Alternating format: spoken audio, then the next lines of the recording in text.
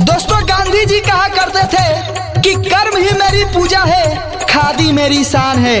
कि कर्म ही मेरी पूजा है, खादी मेरी शान है। सच्चा मेरा कर्म है और हिंदुस्तान मेरी जान है। डीजे महेश निषाद पटनी सीतापुर। डीजे महेश निषाद पटनी सीतापुर। धोती वाली बापू की ऐसी एक लड़ाई थी कि धोती वाले बापू की ऐसी एक लड़ाई थी। न गोले बरसाए उन्होंने, न बंदूक चलाई थी। सत्य अहिंसा के बल पर ही दुश्मन को धूल चटाई थी। Presented by Mahesh music. Presented by Mahesh music.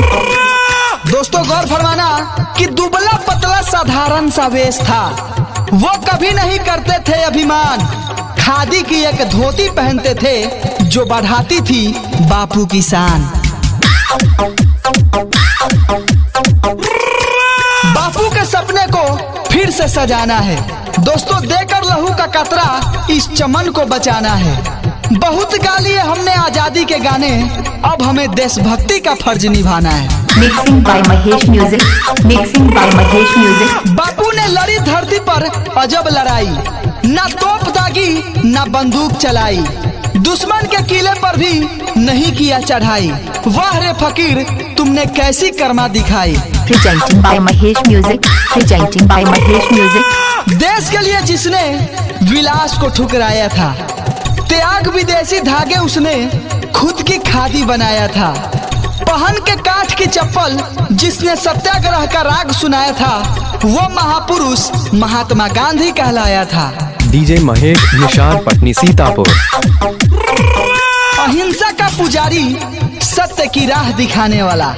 कि अहिंसा का पुजारी, सत्य की राह दिखाने वाला। ईमान का पाठ पढ़ा गया हमें वो बापू लाठी वाला। डीजे महेश निषाद पटनी सीतापुर।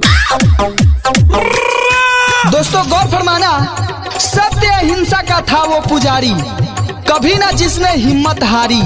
सांस दी हमें आजादी की, जन जन है जिसका बलिहारी। Presenting by Mahesh music.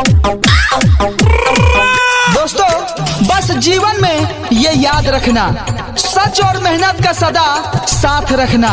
बापू तुम्हारे साथ है, हर बच्चे के पास है। सच्चाई जहाँ वहाँ उनका वास है। Music by Mahesh Nishad.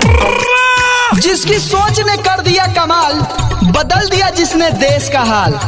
जिसने पढ़ाया सत्य और अहिंसा का पाठ, वो थे बापू बड़े महान।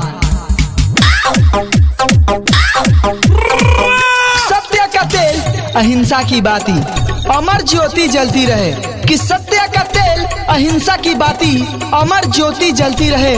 तेरे पद चिन्हों पर बाबू दुनिया सारी चलती रहे। डीजे महेश निषाद पटनी सीतापुर।